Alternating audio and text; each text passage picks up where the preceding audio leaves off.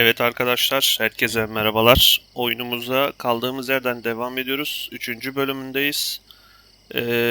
Bir önceki bölümde şu duvarlara tırmanmıştık. Ve suçlunun damda bir şeyler, çatıda bir şeyler bıraktığından şüphelendik. Bakalım yukarıda bizi neler bekliyor.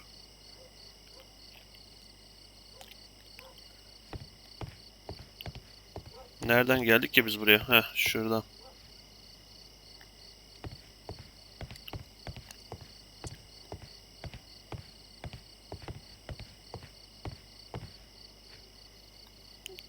Aynen, bir dakika.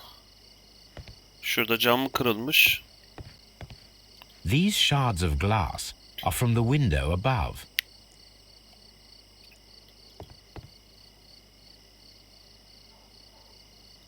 Yani bunun için zaten T harfine basmaya gerek var mı ki? Kıyafet. Yırtık pırtık kumaş. Siyah iplikler. Bitti herhalde. A cluster of thick black threads. They're unusually strong. I should examine them under the microscope. Normal olmayacak şekilde. Someone broke through the window to get inside the attic, but in his haste he ripped his jacket. We can conclude that the person whom Leighton saw climbed up the wall, broke into the attic window, and escaped through the hatch. Mevzu şey olmaya başladı. Karışık bir hal almaya başladı. Tavan arası incelemesi tamamlanmış. Bu kadar mıydı?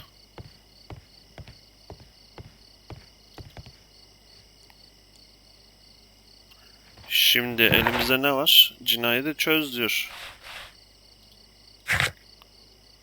Yarım sokağındaki çatı katında yırtılmış halde bulunan ceketten alınan kalınan siyah iplikler. Allah Allah, bunun ne şeyi var ki? Neyse, gidelim analiz yapalım bakalım. Bizim yerimiz Baker Sokağı'ydı.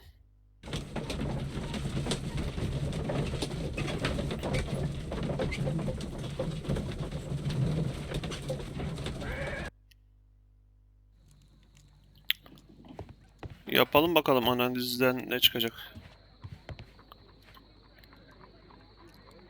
Let us take a closer look.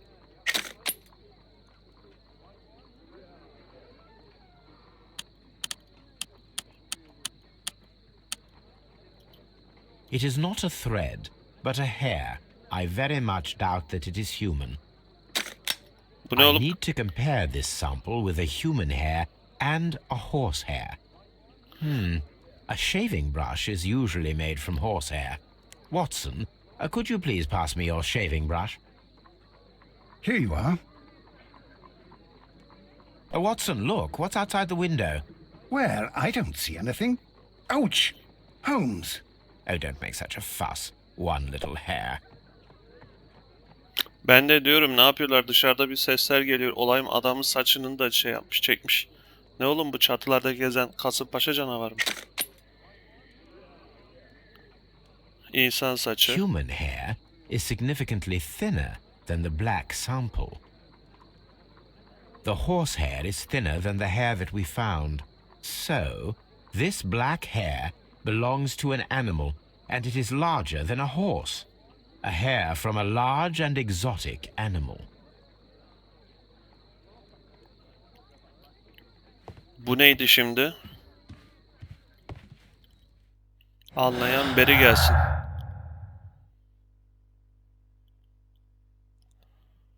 Duvara tırmanan Leighton Chapman'ın gördüğü adam binanın duvarına tırmanarak ve binanın tavan arasına girerek diğer görgü tanıklarından saklandı ve yarım ay sokağından kaçtı.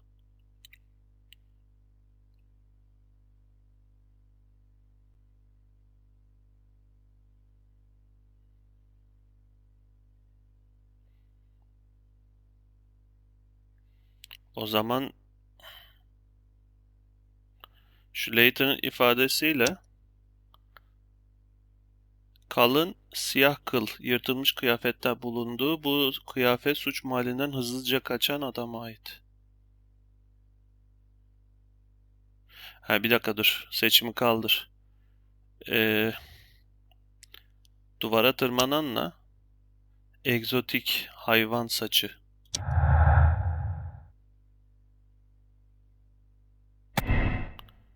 Sirk akrobatı. Hayali adam. Yarım ay sokağındaki cinayet mahallinden kaybolan adam bir sirk akrobatı olabilir. 30 adım yüksekliğindeki duvarı saniyeler içinde tırmanabildi. Büyük ve egzotik bir hayvana ait saç kılı çıkarttığı kıyafetine bulundu. Leighton Chapman'ın ifadesini betimlediği kişi onun hayal gücünün bir ürünü. Hayır, böyle bir şey olmadı. Elimizde kanıt var. Şimdi bunu tamam. Bir daha ipuçlarına gel.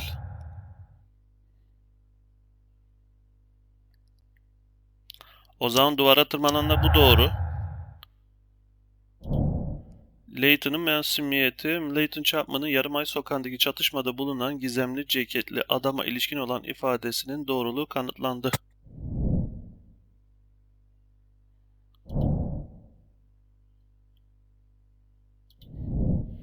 Çapraz ateş. Kayıp silah. Atış pozisyonu.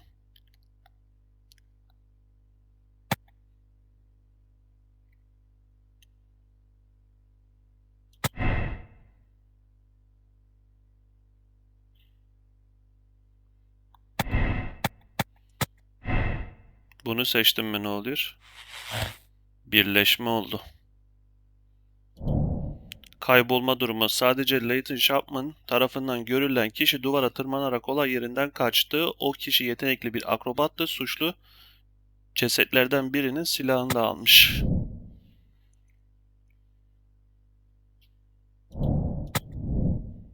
Şimdi ipuçlarına bir daha gel.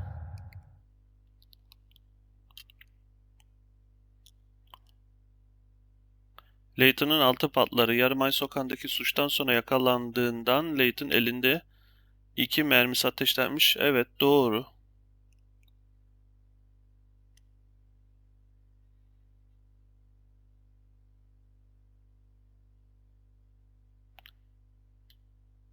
Şunda da şu mu olacak? Hayır, uyumadı.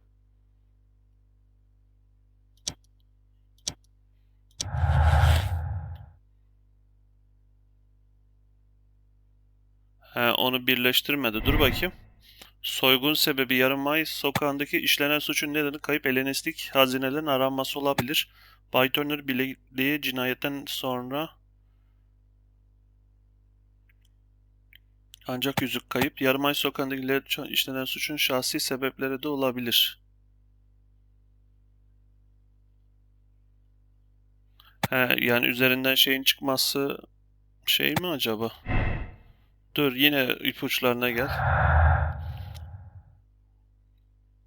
Uzun zamandır kayıp sanat. Genel ifade Lady Chapman, Vercotti ve Butler'dan sonra yarım ay sokağına giren tek kişi cesetlerin yanında durduğu ve hemen sonrasında cinayet mahallinden kaçtığı görülmüş.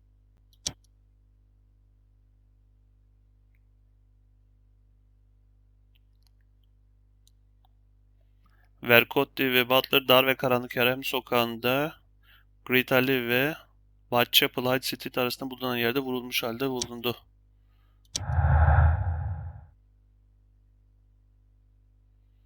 Bir çıkarım daha mı oldu? Yok şu. Tanık ifadeleri ve suç silahı muhtemel katilin Leighton Chapman olduğunu gösteriyor. Ama bizim çatıdaki ipuçlarımıza göre hayır. Bu tamam. Bundan eminiz. Bir bilgi daha yok ha.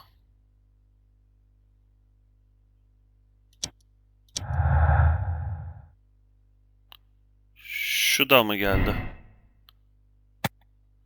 Butler ve Vercotti tek kişi tarafından işlenen çifte cinayetin kurbanı. İkisi de ellerinde silah tutarken çapraz ateşle öldüler.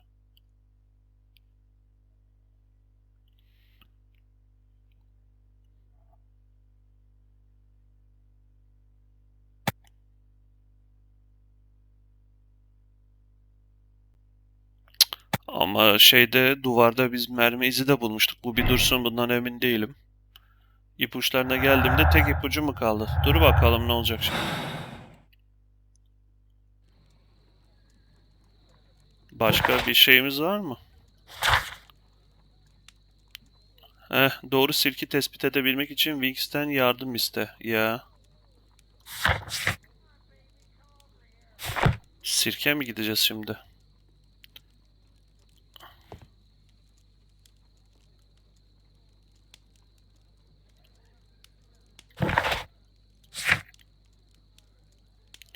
Wings küçük çocuğun ismi miydi? Aynen, evet. Çocuk şeyden mi? Veya buna mı diyeceğiz, o mu bulacak? Wiggins is currently at Half Moon Street.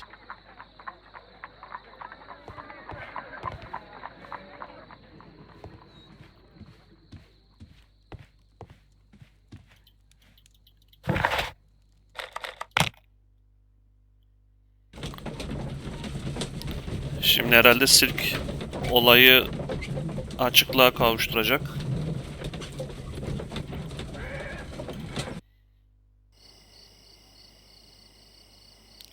Velet hala şey mi, sokağı mı inceliyor?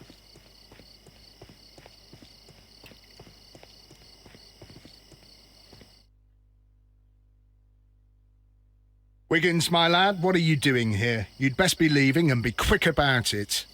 I've done nothing wrong. You'd learn more by watching Mr. Holmes. He knows exactly what he's doing. Not like you. Oi, watch your tongue.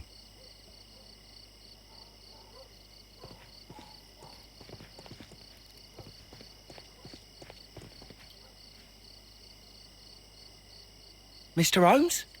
We have good news for you, Wiggins. The investigation has proven very interesting so far.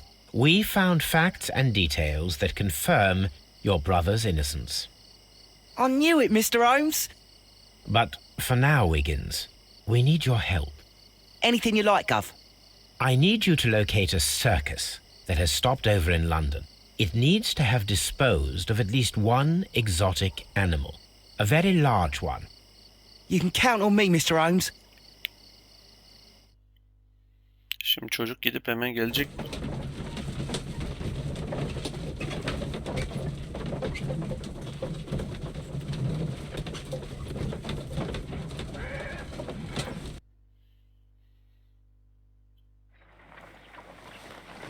I do hope that those children don't get into trouble, Holmes. Don't worry, Watson. I predict some news in 7 seconds. Mr. Holmes, we found it. Here it is. And this is a young Indian elephant, the highlight of the show. Duval Brothers, a well-known traveling circus that is currently stopped in London. I believe that is exactly the type of circus we are looking for. I'll pay it a visit. Diğer şeyler gitti. Olay yerleri. Direkt sirke gidiyoruz.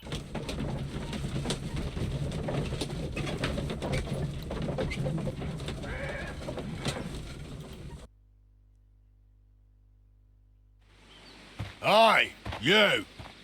Stop right there. Good morning, sir. Pardon me, but why am I not allowed to walk around here? Because it's private. Well, I only wanted to meet the artistes. You're wanting to apply for... Nah, you don't look like the type of artistic lockpicker that we're looking for. Biz her türlü You kilit might be açarız. surprised. What? Nah, I don't think so. Clear off.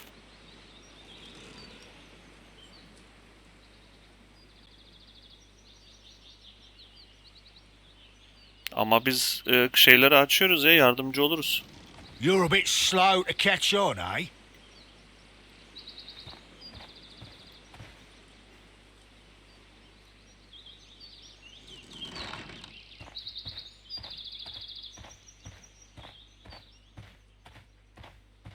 Buradan gidemiyoruz.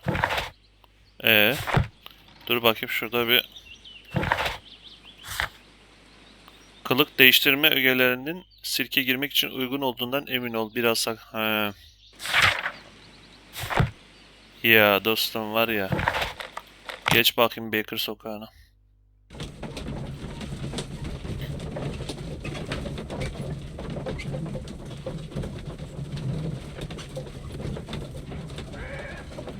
İşte oyunu nasıl uzatalım, böyle uzatalım diye yapmışlar. Dolabım nerede?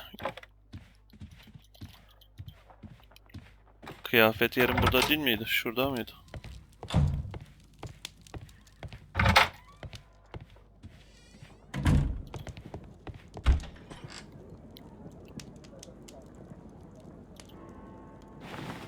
Siyah takım.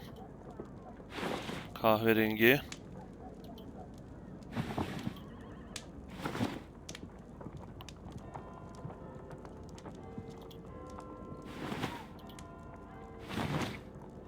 Haydut. Çiftçi. Denizci. Serbest. Gündelik.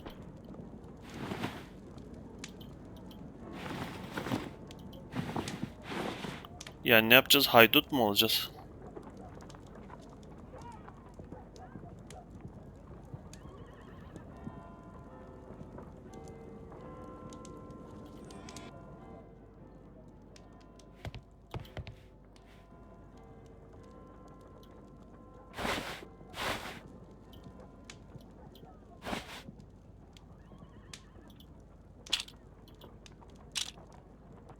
Şu daha iyi.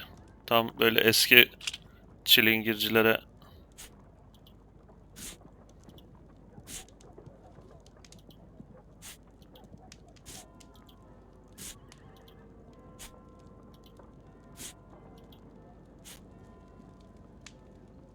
Yani hadi bu olsun, tamam.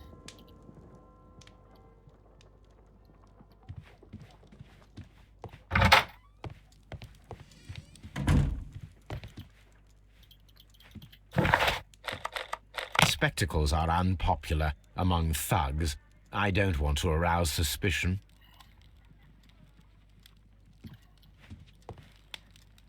Gözlük popüler değil miymiş? Lan oğlum dönsene.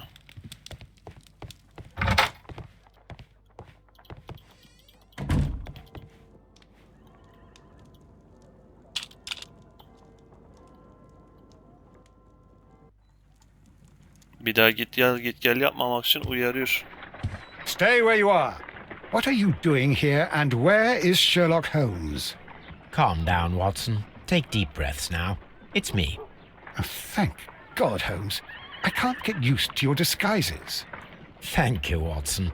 That means I am ready to go. Ben gözlük takacağız diye sakalı öyle yapmıştım. Yani böyle de tanınabiliriz aslında.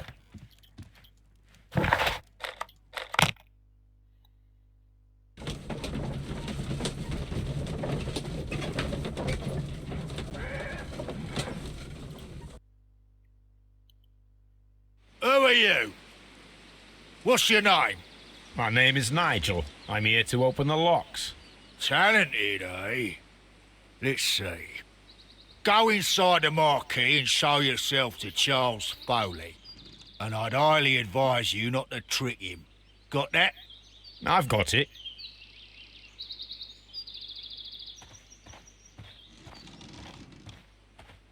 Çadırın içine gireceğim de şöyle bir şeyler var mı?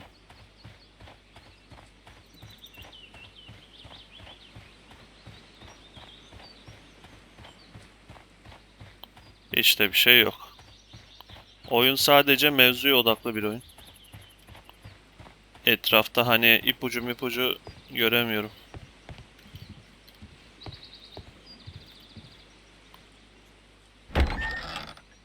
So, everything is here just as you asked. Now what about the money? Some of the barrels are wet. Transportation issues, it couldn't be helped. Whatever. We'll be here after midnight to pick up the supplies.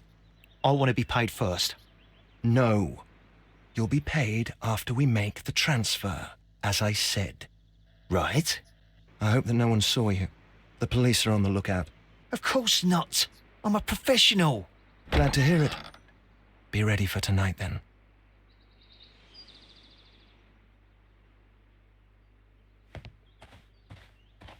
Konuşmalarına tanık olduk da.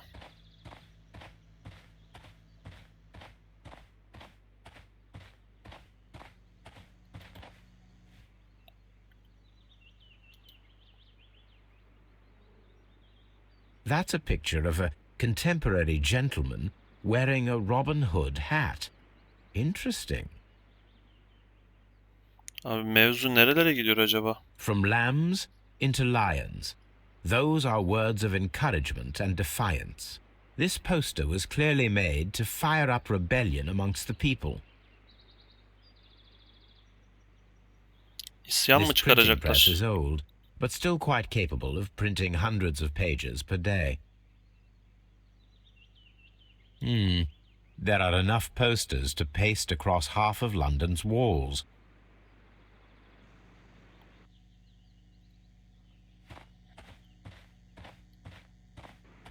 Şu an herhalde gösteri yapılmıyor.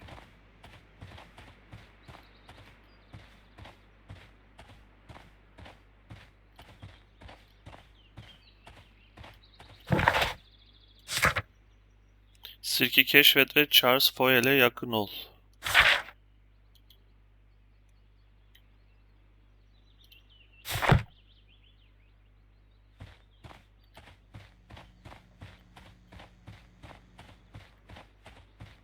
Gözden kaçırdığımız bir şey mi var? He bak, variller.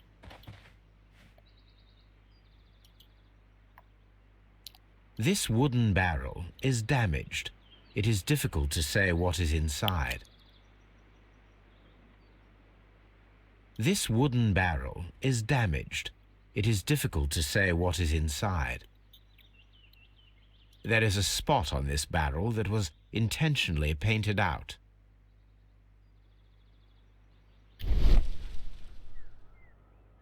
The crest of the Honourable Artillery Company.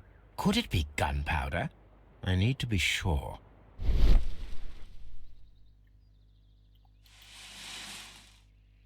Judging by the fractions and the scent, I can confirm that it is, in fact, gunpowder. Ne The yapacağınız ya? barrels are roughly clustered. It seems as though they were brought here in a hurry. Powder kegs, a printing press, and a great many blank papers. All of this was stolen by the merry men quite recently. And these poster samples. I am quite sure it is not a coincidence. The merry men are planning some sort of sabotage. Stop right there. Who are you? Are you Charles Foley? Maybe. They say that I can open any door. Do they now? We'll see that lock near the chains on the table over there.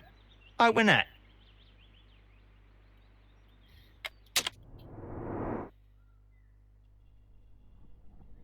Bandanası var. Ama yüzüyle ilgili hiçbir şey yok.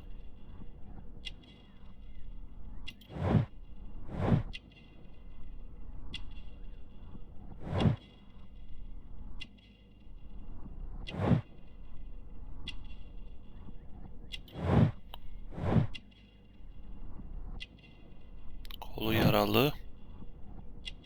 Silahı var.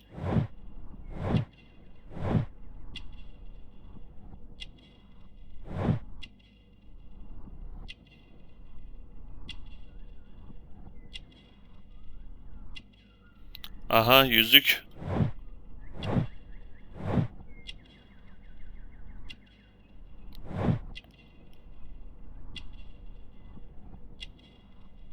Eli de kesilmiş.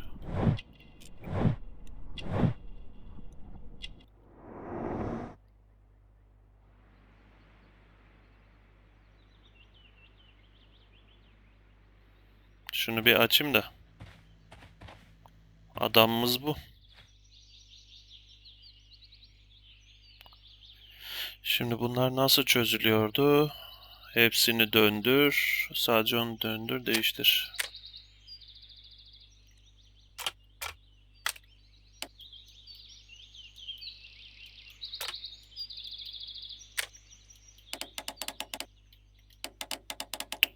Bir yerde bir çizgiyi aktif hale getireceğiz. Şu işaret ne onu bilmiyorum. Bu da böyle tam denk gelsin. Şunun etrafı da aynı hizaya bir gelsin bakalım şimdilik.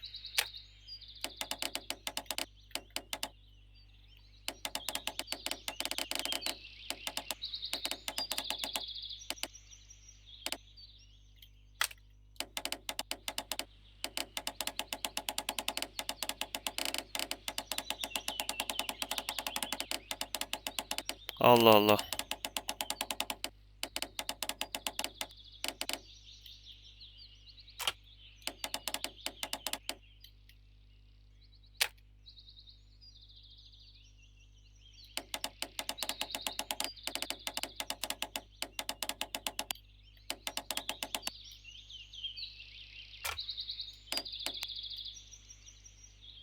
Sanki oldu gibi ama.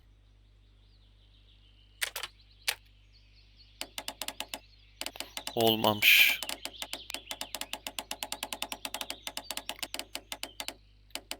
Birazcık oluşturmuşuz. Şurada bir kopukluk var.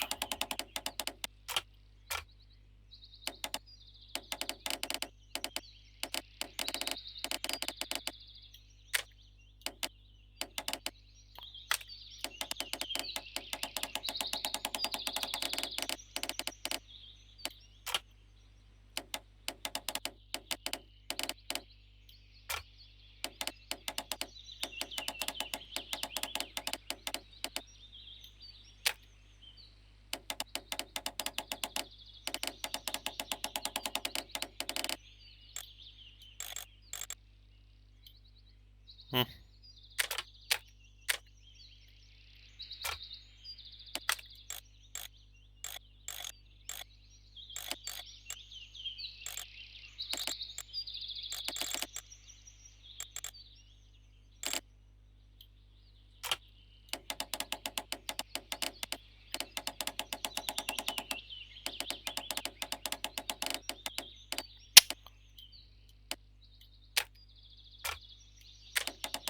Allah Allah. Oo, burayı bozmuşuz.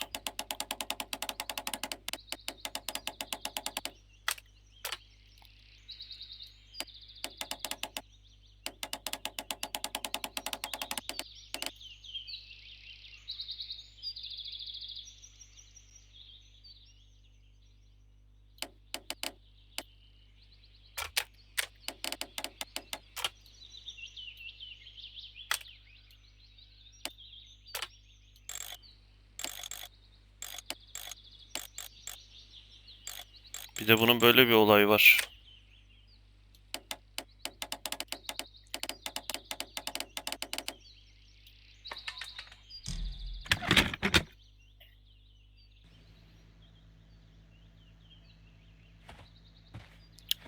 Kilidi açtık. I need to find out what's behind this, Charles Foley. I need to find out what's behind this, Charles Foley. Kilidi açtık ya.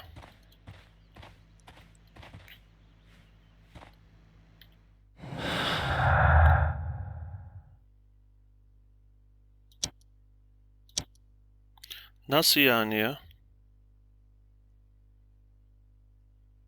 İşte kayıp olan mücevherin son parçası. Niye uyuşmuyor?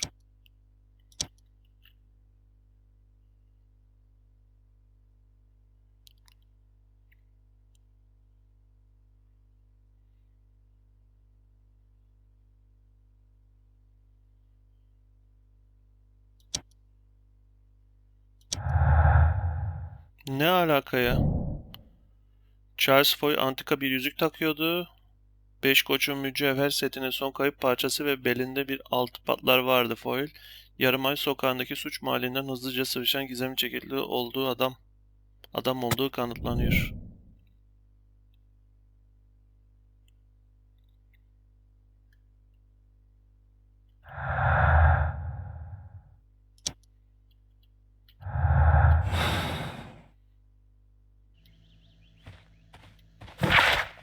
Dur bakayım.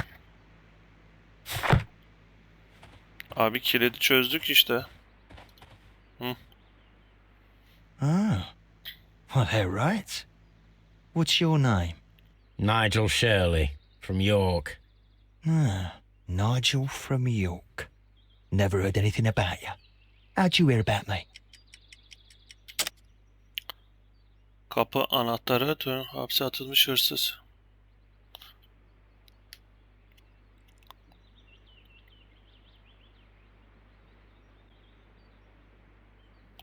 Şimdi diyor ki senin hakkında hiçbir şey duymadım ama sen beni nasıl duydun?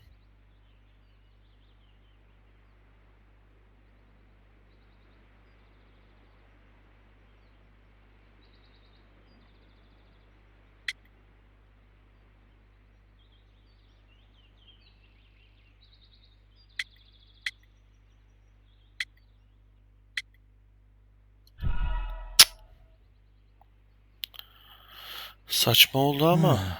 Nigel from York. Never heard anything about you. How'd you hear about me?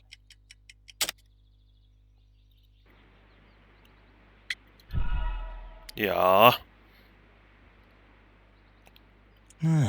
Nigel from York. Never heard anything about you. How'd you hear about me?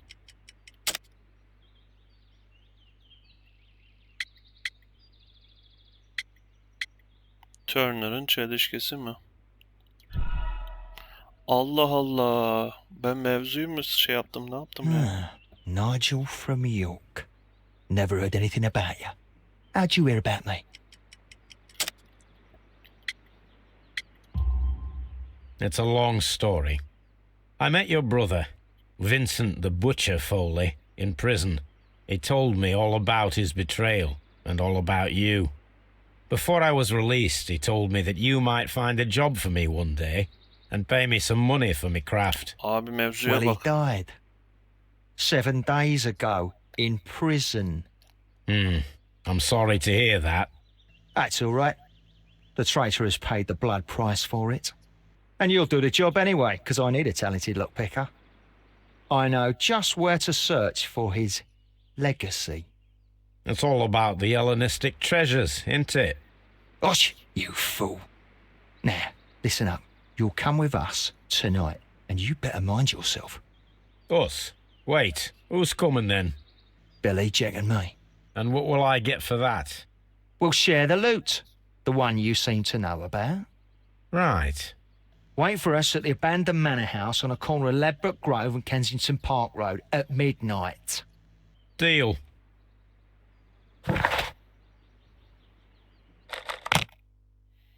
Olay çok başka yerlere gitti. Normal bir cinayet ve hırsızlık gibi gözükerken Here I am at the manor. Somewhere inside it are the Hellenistic treasures. This lock is quite old. It shouldn't be much of a challenge. bu mu zorluk çıkarmayacak? Şuna bakar mısın?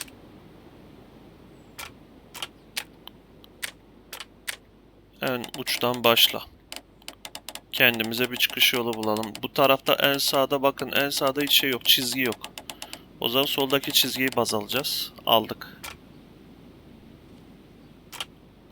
Niye şu yanındaki olmadı?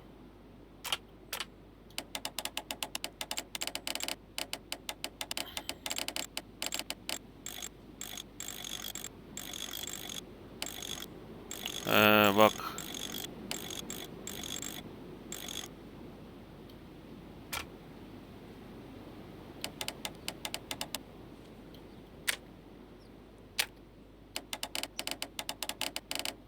Bu nasıl bir bulmaca ya?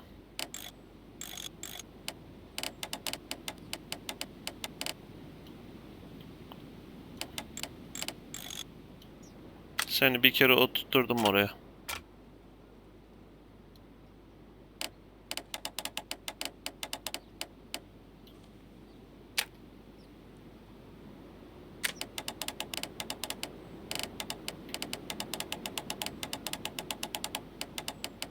Şunların da oturması lazım.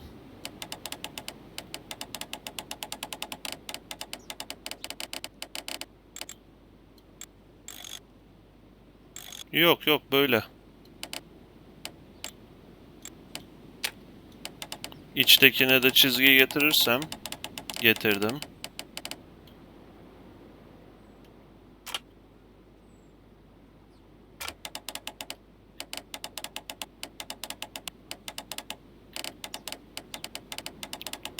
Şurayı da uydurursak.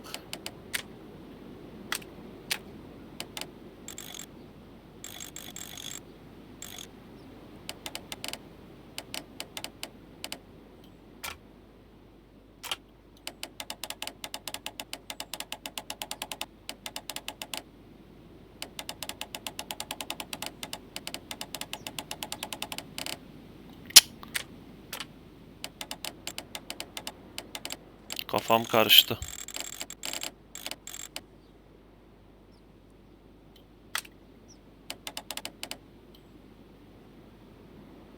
Bir yeri yapıyorum, diğer yer bozuluyor.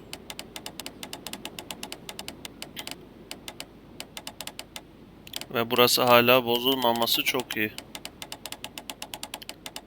Sadece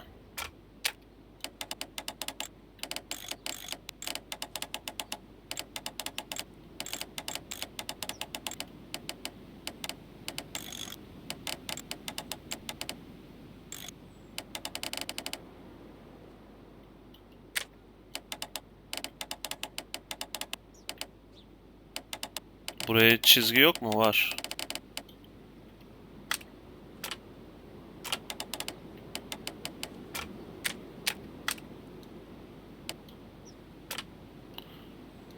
Şunu ayır.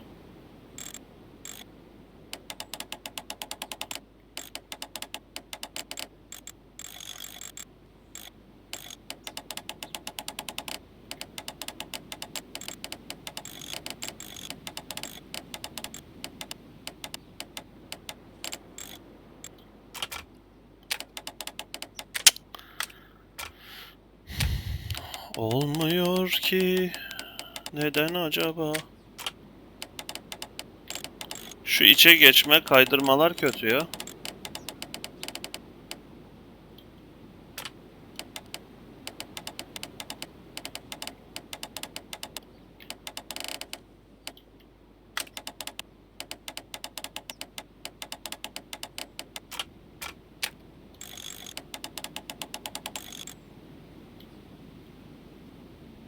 Mu acaba? Şu da olabilir. Yes. I need to find where the safe is hidden and lockpick it.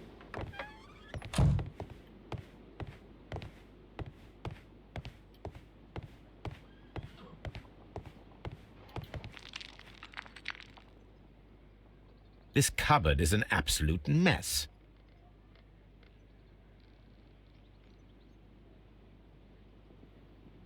Bunun üstü niye kapalı? Several books have fallen from the shelves. It seems as though this cupboard can be moved. I'll give it a try. Yani daha ilk kapıdan girdik, olayı mı bulduk? Oo, So, that's the lock I must open tonight. Let me see. ayvayı yedik. Şimdi daha zor.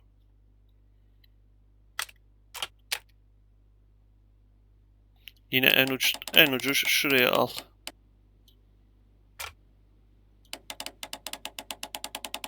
Şöyle bir karmaşık olan bir yerini al böyle.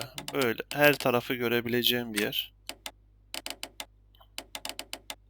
Dur, bu değil. Şunu. Heh. Şu şöyle bak, bütünlendi gibi.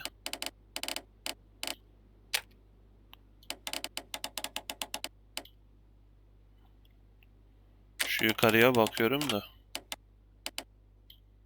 Ama burası uymadı.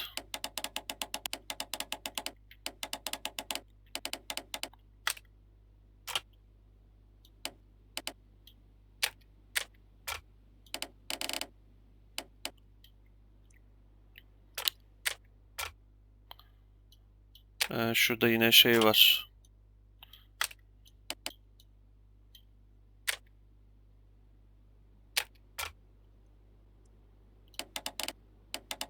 Belki bu değildir. Yok, bir çizgi var en solda.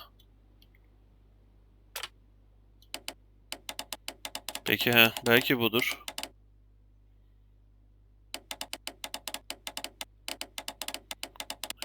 Hem en solda hem en sağdaki çizgiyi bulduk.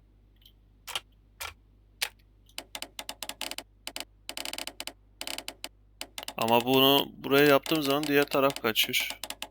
Peki bunun ikinci bir çizgisi var mı? Yok. Buna göre yaparsam bunun iki çizgisi var mı? Var. Bununla da bu uymuyor.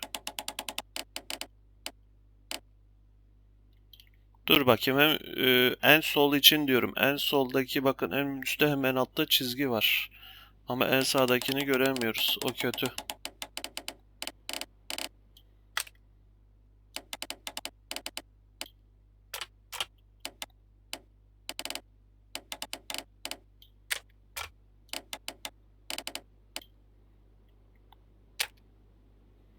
Başka nereye yapacağız?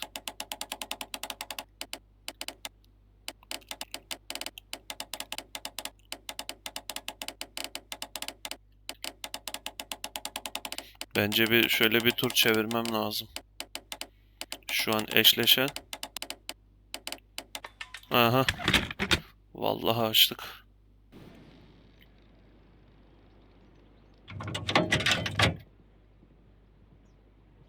What a surprise! Another lock. And I won't be able to pick it. I recall that precious key Evet. around Foley's neck. It might prove a decent fit. I suppose they hired me to only open the first lock. Let us wait for the thieves, trap them, and find out. Let us check the thieves' possible escape routes in the event that they are caught off guard by the police from the front door.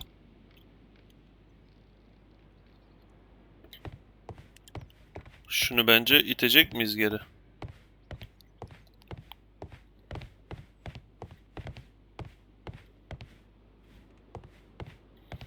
Tuzak mı kuracağız? Önce o zaman aşağıdan bir başlayalım. The ground floor window is a perfect way to escape the police.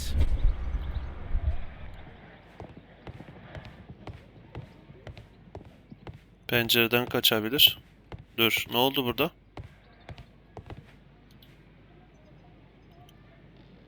This hatch leads to a cellar.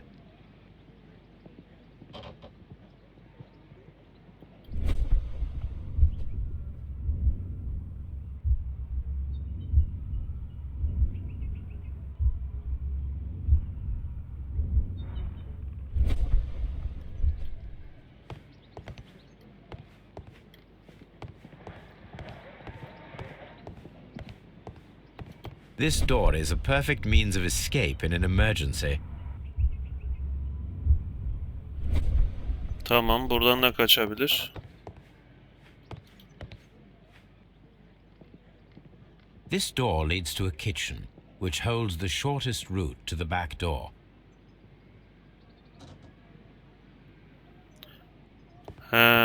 Bir oraya bir buraya eşya bir şeyler yapacağız.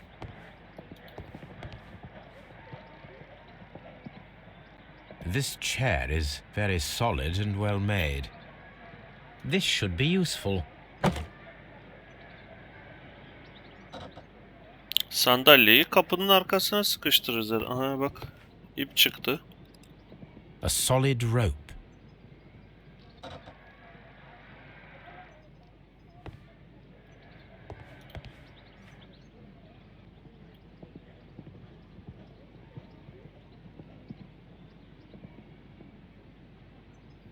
Alamıyor muyum?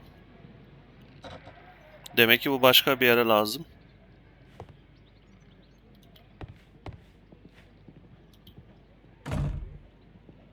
The door is now blocked. Şimdi ipi alabiliyor muyum? This should be useful. İki eşyayı taşıyamıyor kardeşim, o yüzden.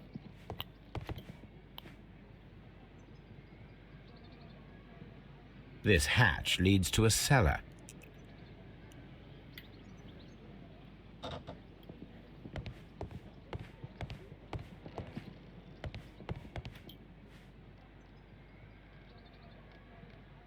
That is quite a burayı da heavy cupboard. kapatacak mı? This works very well. No one will escape through this window now.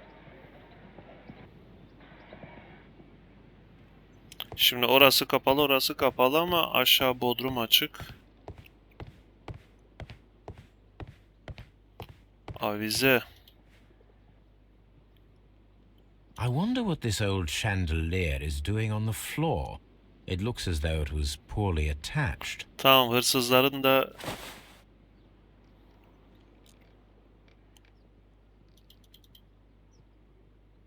I suppose that the thieves already tried to open the lock with this formidable hammer, but they were unsuccessful. he. Now, if anyone takes the hammer, the rope will uncoil and make the chandelier fall. Maşallah, maşallah. Halı. He, Oh, that's a halıyı da lovely old carpet. tamam, alsana halıyı, işte şeyi kapatacağız. Bodrum şeyin that's üstünü.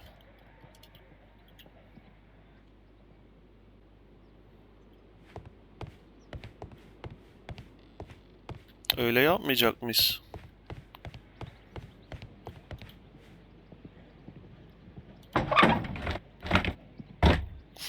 There is no ladder. If anyone falls here, he will need assistance to get Lan out. arkadaş, adam ne düşünüyor be?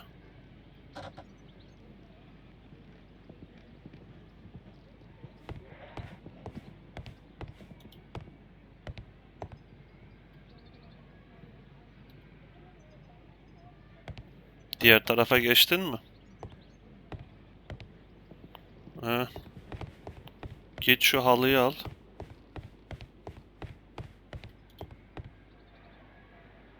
This should be useful.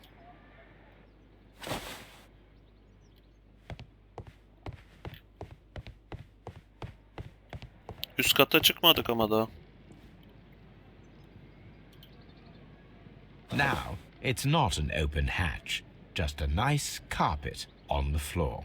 I should walk carefully here, else my plan will be ruined.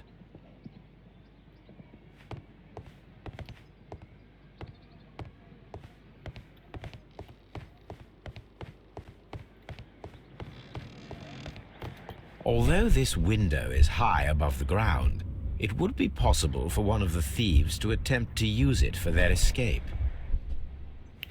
Buraya da bir şey lazım.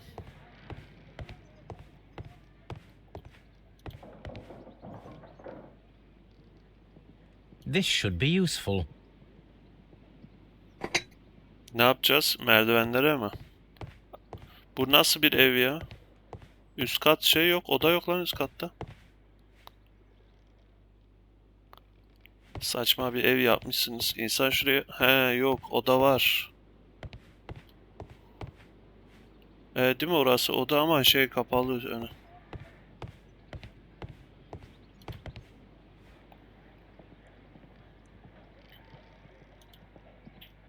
One step on these beads, and our thief will go flying. I should walk carefully here, else my plan will be ruined. Şimdi bir şey kalmadı herhalde. F'e bas bakalım.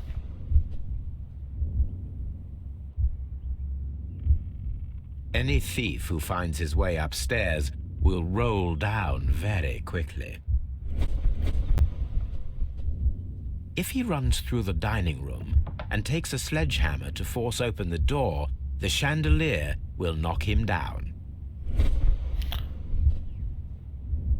Now, if a thief runs through the kitchen, he'll pay a surprise visit to the cellar. The traps for my circus companions are all prepared. Lan sen I ne can kirli leave çıkıyorsun now, be. but I'll return later with Charles Foley and his companions.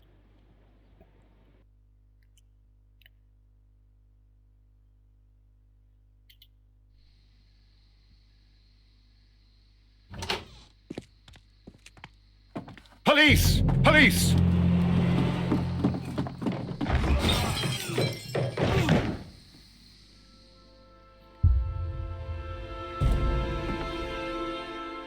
Stop where you are! Where are they? Trapped, Watson, with your assistance. How so? Well, you sounded just like a real Bobby, my dear fellow. You startled them into the traps. I did? I assure you, Watson, it was quite an entertaining show. They will not escape the house now. You scum! And this is the pistol used for the murder in Half Moon Street. How'd you know about that? Have you closed the case yet, Sherlock? Mycroft, what are you doing here? Did you follow me? Sherlock, it may seem that I used you, but you should be pleased to know that you have served our Queen well, in this instance. So now, let us catch the big fish. But this man is not one of the merry men? No. Then why exactly are we here, Sherlock? This gentleman, Charles Foley, has been involved in a double murder and the hunter of a set of valuable antiques, the Hellenistic treasures, which disappeared in a theft many years ago. You're no better than the coppers! Bir de boş çıkıyormuş.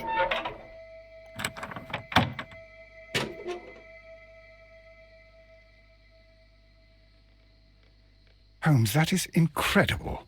The Hellenistic treasures. Indeed. Nothing but trifles. Where are the merry men? I don't know why you are asking me, Mycroft. They are yours to find. I'll see you soon, dear brother.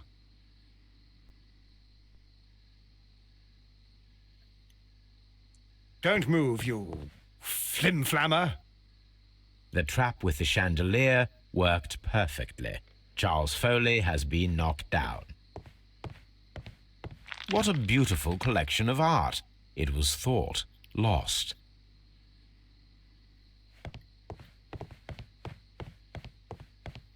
Bu adamlara ne oldu? One of Foley's companions. He is unconscious. One of Foley's companions.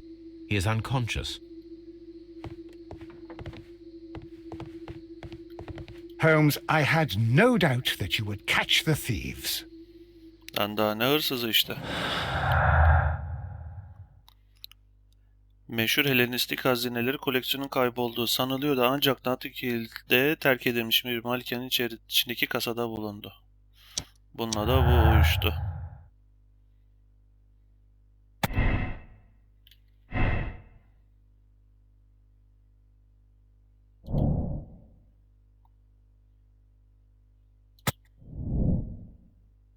Bu tamam.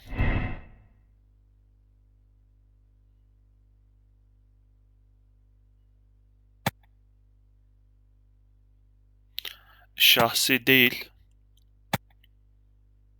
Hazinelerle ilgili.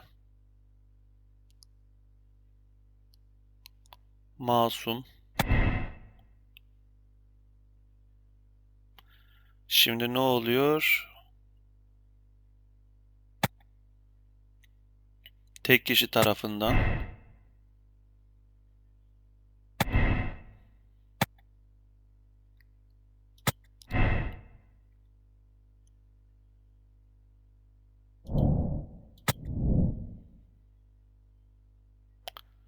Niye tutturamadık?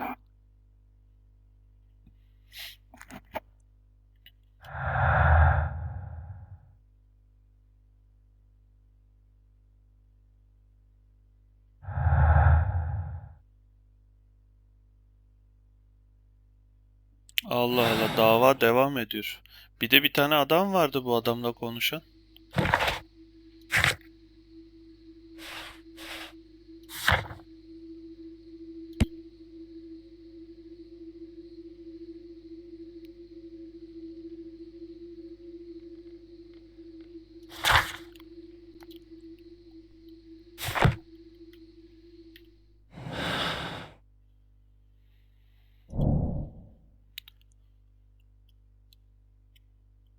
Tamam, ceketli adam şey işte, Charles Foyle.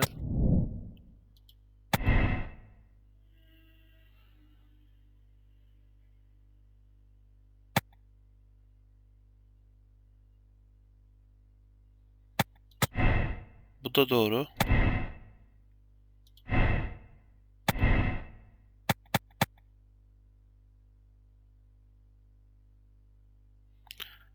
Kayıp olan silah.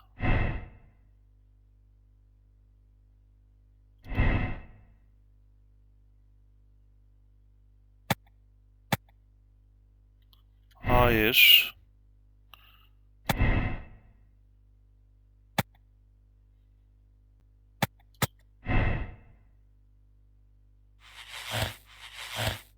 Yani. Sadece Later Chapman tarafından görülen kişi duvara tırmanarak olay yerinden kaçtı. O kişi yetenekli bir akrobattı. Suçlu cesetlerden birinin silahını aldı. Foley'in intikamı. Charles Foley, Yarım ay sokağındaki çiftli cinayetle alakası olan Helenistik hazinelerin çalınmasını organize etti. Later Chapman cinayetin görgü tanığıydı. Charles Foy büyük bir soygun organize etmekten hapse atıldı. Cinayetin direkt olarak suçlusu olmadığından cezası hafifletilecektir. Charles Foyle hain intikam planı organize etti ve hayata geçirdi. Kağıdın ve değerli hazine çalınması da katılırsa asılmayı hak ediyor. Şimdi yani suçlu. Asılmak derken asılmaz. Evet, onaylıyorum. Charles Foley, you committed the crime of premeditated murder and of theft. You will be severely punished for your deeds. You are pitiful. You Scotland Yard dog. Save your words for the gallows. I'm sure the journalists will love them. I shall leave now, Watson. Gentlemen, please take our friends here into custody. Where are you going? I have unfinished business. I'll see you at Baker Street.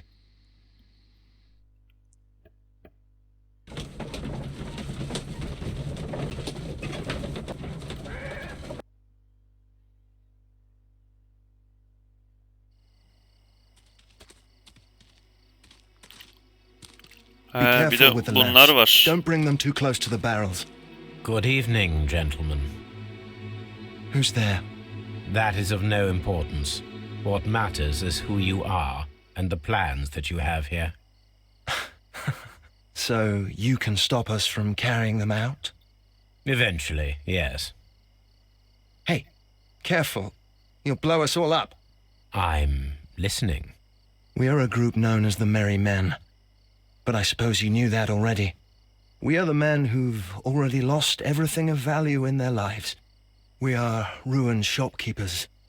We are workers who were fired from their jobs. Honest people who were robbed. We were forced out from our homes and thrown onto the street. And all of this in the name of the so-called law. The laws that were set out by our government. The laws that make the commoners only more vulnerable and the wealthy more protected. We are not only from the O British yüzden mi Empire. Robin Some Hood of us are from the new lands, America, resmi Australia, kullanmışlar? and we are many. But men we are still, and we are merry for that we stopped being afraid. For those powers that be had done their best to plant the fear inside our souls, and we accepted it so easily. The fear advised us to keep our heads bowed. It prevented us from fighting. Bankers and politicians, they own our lives, our work, our bread, and they push us to compete between each other, just to see who may serve them better. But in the end, they are the few, so they are weak. They are nothing without their titles. We should not fear them. Our so-called masters should fear us instead. The time has come for our group to stand tall. Our great and many merry men.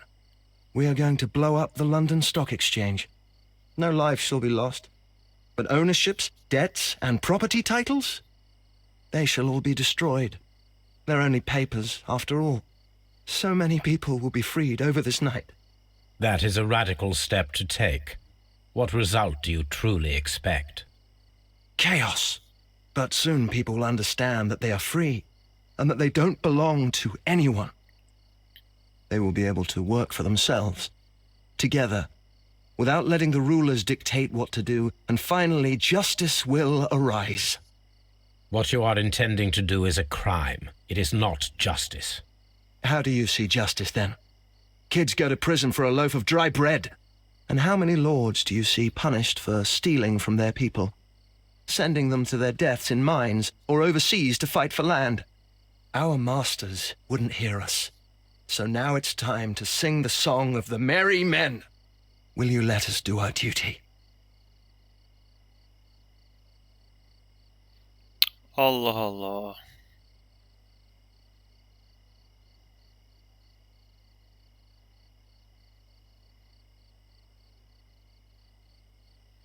Şu an seçim mi yapacağız?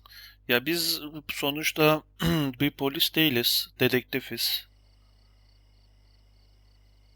Yani anlattıkları çok şey ya, ikilemli bırakıyorlar işte. Sonuçta o da bir suç.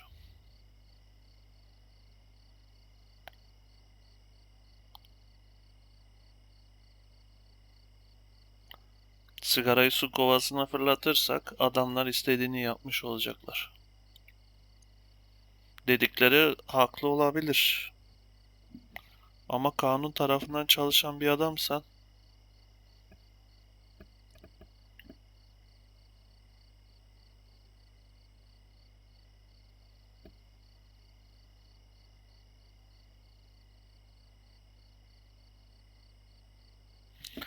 şimdi borsayı havaya uçururlarsa herkes ya öyle olur. Cık, yok ya, yani sonuçta biz kanun adamıyız, yani kanuna yardımcı oluyoruz.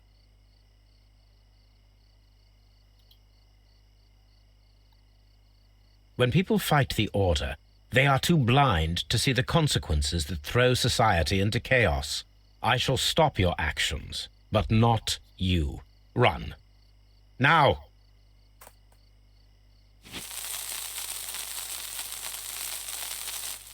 Güzel bir söz söyledi. İnsanlar haklarını aramaya çalıştıklarında gözleri kör oluyor.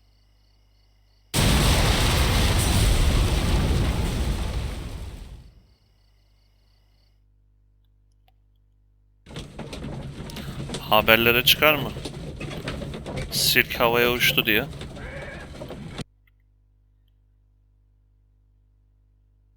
So, you're interested in Russian literature now? Quite lately. It is an interesting book. I remember a few lines. Really? I tried reading it myself, but I had a hard time understanding it. Yes, Doctor. It's about intelligence. Sherlock, I vaguely recall one of the lines. Sometimes it takes something more than intelligence to act intelligently. There were also a few words along the lines of pain and suffering are always inevitable for a large intelligence and a deep heart. Tell me, Doctor, does my brother show any signs of pain or suffering? Not that I know of. Because you see, Doctor, behind all of his masquerade, my brother does possess a deep heart. So deep that he does not recall where he places his love. Well, I'm sure that... His love and his duty that, in the first place, should be directed towards the Empire. For without it, we would be nothing. A country filled with uncivilized men. And the Empire needs order and discipline. It has no room for chaos. People who commit crimes, or at the very least intend them, deserve punishment, Sherlock. Without justice, there can be no civilization. But we serve the truth, not justice. Your truth, Doctor, that may prove immoral. Allowing people to terrorize London, destabilizing the whole empire. Terrorize only the powers whom you serve, Mycroft. Not I, not Watson, not Mrs. Hudson, not Wiggins. Sherlock, the merry men are to be stopped. Not by me. You created the merry men. Stop them yourself. Only make sure that you don't create 10 more merry men by arresting the one. İki Good night, kardeş Dr. restleşiyor. Watson. Anything in the post, Watson? Any clients worthy of our attention? Only a second reminder from Mrs. Hudson about our new neighbour. She urges you to remove your... Oh, I don't care about that. Holmes, the lady who will be moving in shortly has requested the use of our spare room to place all of her boxes. Wait, what? A lady? Charles Foley, abisinin intikamını almak için hain intikam planını organize etti ve hayata geçirdi. İki kişinin ölmesine sebep oldu ve neredeyse masum bir adamın müebbet hapis cezasına çarptırmasına neden oluyordu. Aslında onun takımı neşeli adamlar, yani Londra'da devrim yapmayı planlayan kişiler tarafından tutuldu. Bunun yanında yasal olarak British, yani İngiltere Müzesi'ne ait olan kadim hazineci alınmasını organize etti. Asılmayı hak ediyor.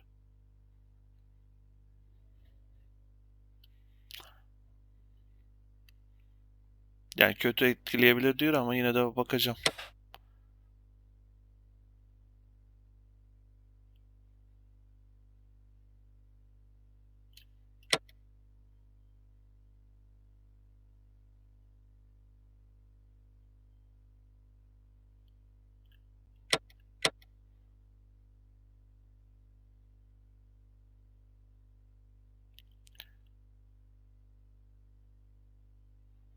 Tutuklamadık mı zaten? Tutukladık. Kararı kabul et. Doğru, yani yeşiliz. Doğru karar vermişiz diye düşünüyorum. Bütün ipuçlarını da vurmuşuz.